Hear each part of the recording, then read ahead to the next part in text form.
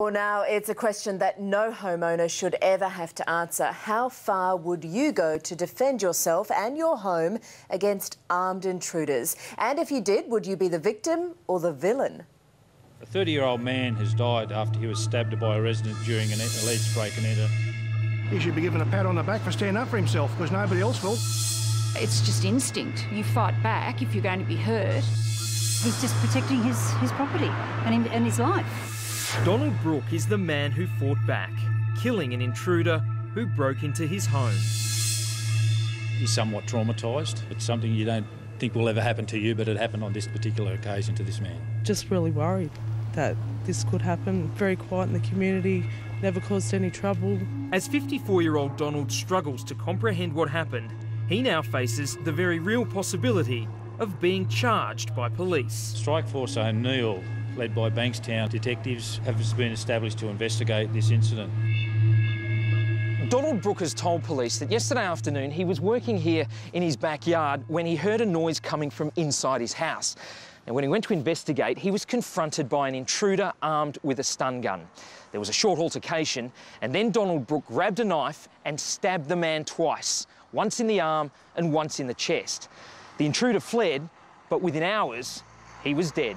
If he simply walked into the house and there's this guy in there with a stun gun that frightens him, I think he's entitled to defend himself. Criminal law expert Sam Macedone says any of us are allowed to do whatever is necessary to protect ourselves and our property. The law says that you are entitled to defend yourself. You can defend yourself, you can defend your family, your friends or anyone else that's in your home, for instance, and you can defend your own property, and you're entitled to do that, providing you do so reasonably and you don't go overboard. Even if that means killing someone? Without any doubt at all. If it means that as a result of what you've done, because you've perceived that that's what you had to do, the person dies, that's quite okay. And the law accepts that. Over the years, many people have been charged over similar incidents. He was really going to kill me because he was really slashing my throat. Farad Bayouna was charged with attempted murder when he shot one of two intruders who broke into his home, slashed his throat and threatened him with a gun. The shotgun was pointed at me. A jury took just 20 minutes to find he acted in self-defence and the case was thrown out. Stay where you are, I've got a phone. Then there was sporting shooter Laurie Morris, who shot and permanently disabled burglar Peter Blake. Morris was charged with intentionally and recklessly causing injury, but was also eventually cleared. It's time the community stood up to these kind of people and said, if you come into my house, if you threaten my life, you might walk in, but you're going out on a stretcher. And he said, come and shoot me, you bastard. And shopkeeper Kolja Nikolic, who was charged with murder after shooting a man who robbed his store.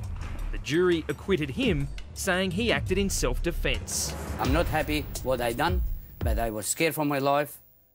Does this mean that people can take the law into their own hands? If you overreact or you take the law into your own hands to the extent that you do more than what is really necessary to protect yourself, in other words, you start talking about revenge and all that, that's a different story. Donald Brooke has been told by his lawyer not to comment about the case, but he certainly has plenty of public support. Well, I think it's, you know, on your own property you've got the right to defend yourself without having to go to jail. I think he was protecting himself and I think it was self-defence and I think you're entitled to do that. Should he go to jail? Nah. It's my life or his life, and it certainly ain't going to be my life, mate, I can tell you now. If it was you and you came across an intruder in your place, what would you do? I'd be doing exactly the same. Exactly the same.